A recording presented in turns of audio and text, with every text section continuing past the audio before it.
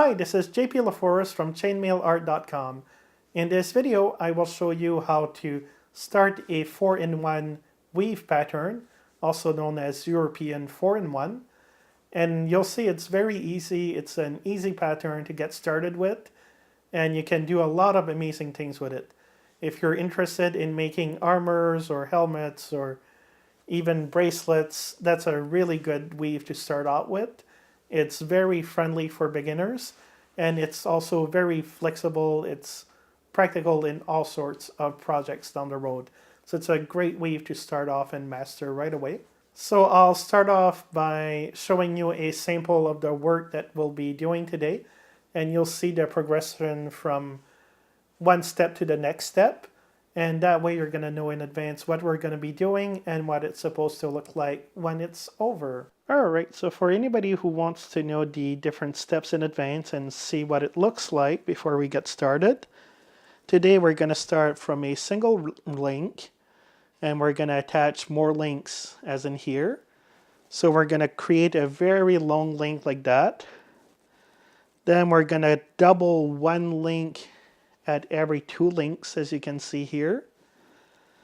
Then we're going to fill in the other link that we didn't double. And then we're going to get a piece like this and keep moving forward. So once you have a piece like that, you can just keep going and you can make a nice big fabric like this one. Alright, so in a previous video I showed you how to assemble the rings like this one. And it's in the video on opening and closing rings. So we're just going to keep going like this. So you take any ring at the end. It doesn't matter which end or which direction you're going in. And then you attach the ring like this.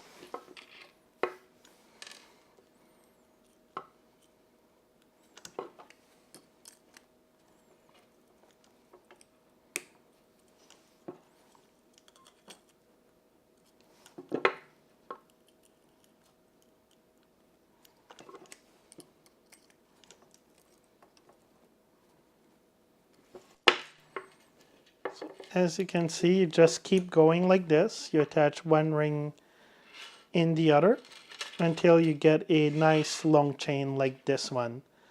The one I'm using in this tutorial is 14 links long, but yours doesn't have to be as long as this.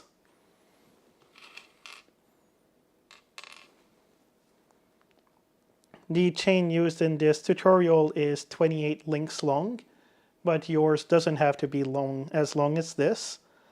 And after you're done with the piece, you can expand it in any way that you like to. So it doesn't mean that your piece is going to be this long. You can keep it going till infinity or until you run out of rings.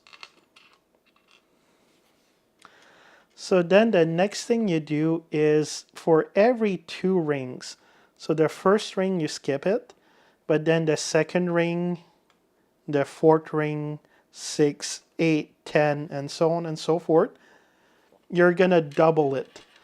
Meaning that you're going to go in like this, and you're going to put a ring right next to the other one, so you pass it in the same holes as your other ring is.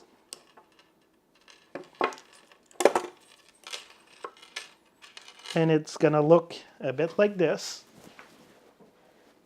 Let me zoom in for you so you can really see. So you're going to double the ring so it looks like this. So now that we doubled this ring, we're going to skip this one, and then we're going to go on to the other one here.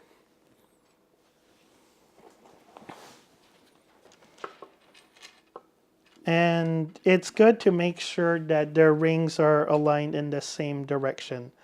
So as you can see here, you have one ring like this and one ring in the other direction like that. So always make sure that you keep that pattern going, or if not, things can get a little complicated and you may have to start over again. And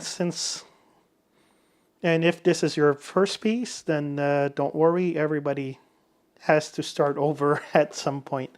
But once you get the hang of it, it's actually very easy to do. So you put the ring again just to double up the two rings, and you close it down, and then it's gonna look a little bit like this.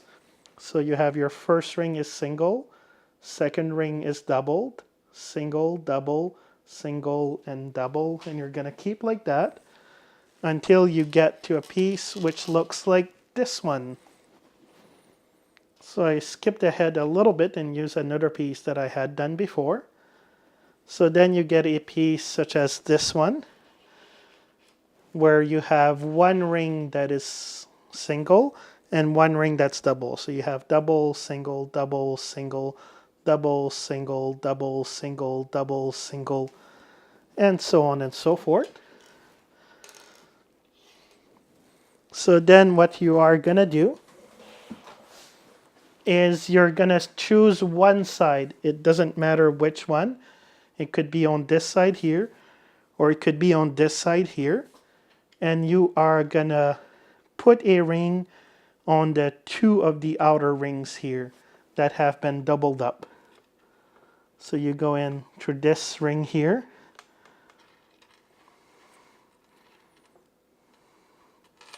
And you go in through that ring there.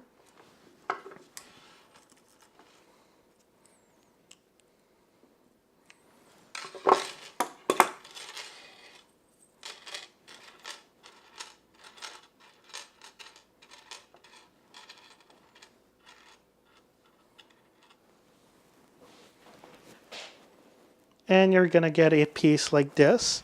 So as you can see, now you have two rings, two rings, two rings. So then what you're going to do is you're going to take the other ring.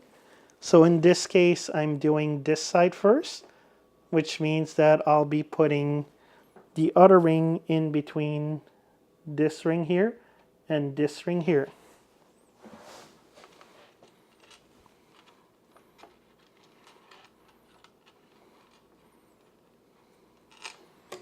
In the beginning especially, it is possible that you might lose where you are in the pattern, and you might get something where it starts twisting over.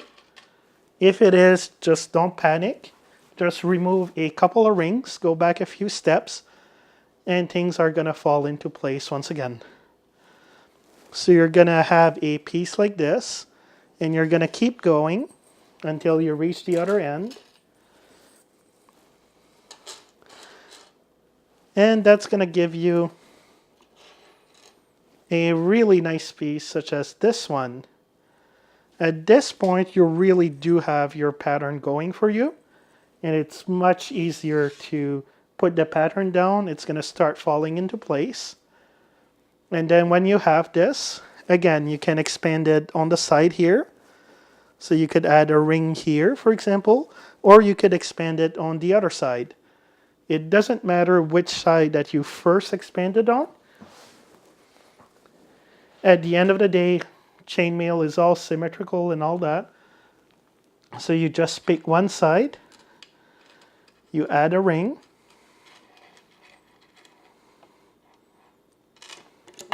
you add the other ring, you close them down.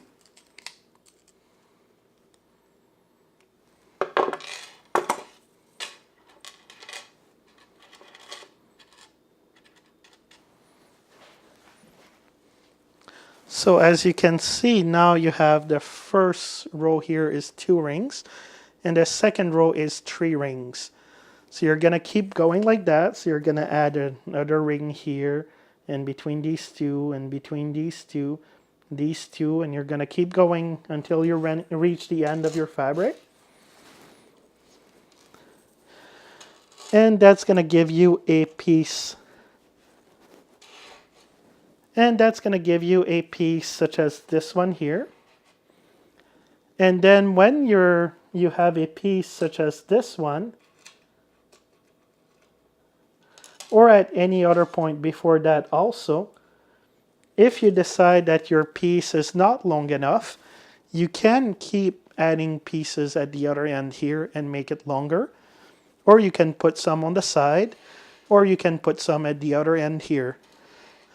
This is one big difference between if anybody has done crochet or knitting or anything like that. When it comes to chainmail, you can go in any direction that you like, and you can also splice pieces together, no problem at all. So then you just take a ring, put in between these two here,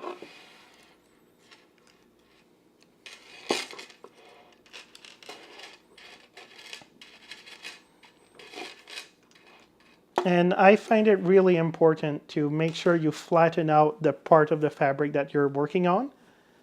The other part can be all bunched up like this here, but at least the part you're working on should be nice and flat so you can make sure that you put the rings at the right place.